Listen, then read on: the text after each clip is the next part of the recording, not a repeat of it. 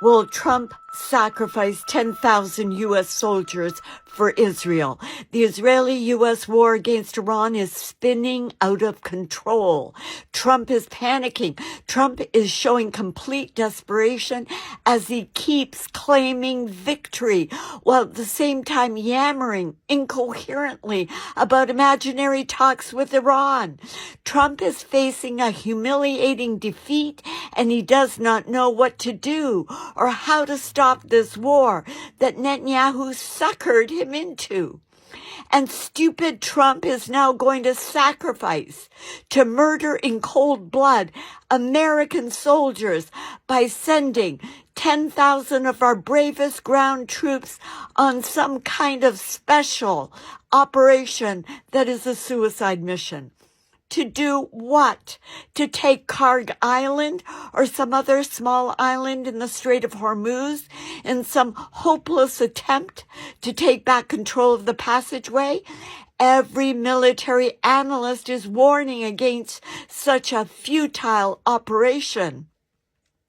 Trump would be sending 10,000 Americans to go up against a battle-hardened Iranian military with at least 1 million loyal Iranian soldiers that see America's invasion as an existential threat, and they will fight to the death to defend their country, Iran. This escalation by Trump will be the death of those 10,000 Americans. And for what? For Israel and for Israel's greater Israel project? It is the Israeli Zionist Jews that are pushing Trump to send 10,000 ground troops into Iran. Israel wouldn't dare send in IDF ground soldiers because Netanyahu knows it would be a suicide mission. Netanyahu is calculating that if it is an American bloodbath by Iran, then the stupid Americans will easily be brainwashed into demanding revenge, and the full force of American public opinion will back this war, and everyday Americans will willingly pay billions of dollars to fight this war and willingly send their sons and daughters to die in this war that Israel ordered.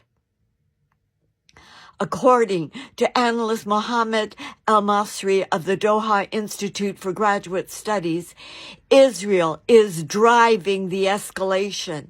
He said, Israel doesn't want a settlement. It doesn't want the war to end. Israel is hitting Iranian civilian infrastructure, including steel plants, energy sites, residential areas, and civilian sites, including universities, in violation of Donald Trump's promise of a delay. Every time Trump tries to de-escalate, Netanyahu escalates. And now, listen to Jim Webb, a third-generation Marine who, following his service, has worked in policy, politics, and journalism. In 2005, he dropped out of college to enlist in the Marine Corps Infantry. Jim Webb spoke to Tucker Carlson about Trump's decision to attack Iran because Netanyahu ordered Trump to do so. Let's listen. I hate to say this. I love this country. I am not as proud of anything as I am as my service in the Marine Corps, but I will not let my kids join because of the way that we went to war with Iran. Because if you look at it philosophically, we have gone to war on behalf of another country to further their interests. Those are not my words. The administration has said as much. Speaker of the House has said as much. And when that's the case, you have reduced our military to effectively a mercenary force. And there's no honor in that, And what was Iran's response to Israel's escalation? Abbas Araghchi, the Iranian foreign minister posted on X. Israel has hit two of Iran's largest steel factories, a power plant, and civilian nuclear sites, among other infrastructure. Israel claims it acted in coordination with the United States.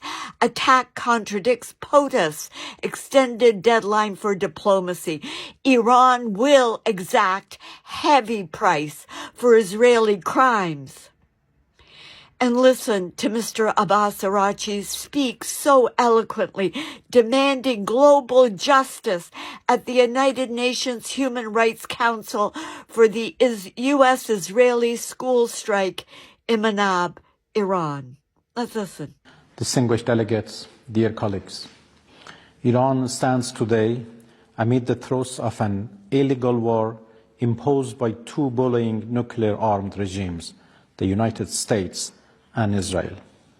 This war of aggression is blatantly unjustified and brutal.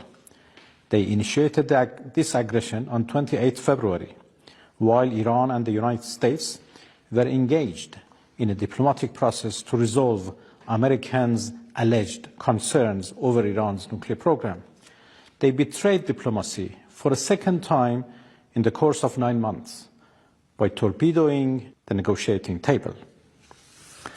Among the most harrowing manifestations of this aggression was the calculated, phased assault on Shajarat Tayyebe Elementary School in the city of Minab, south of Iran, where more than 175 students and teachers were slaughtered in cold blood.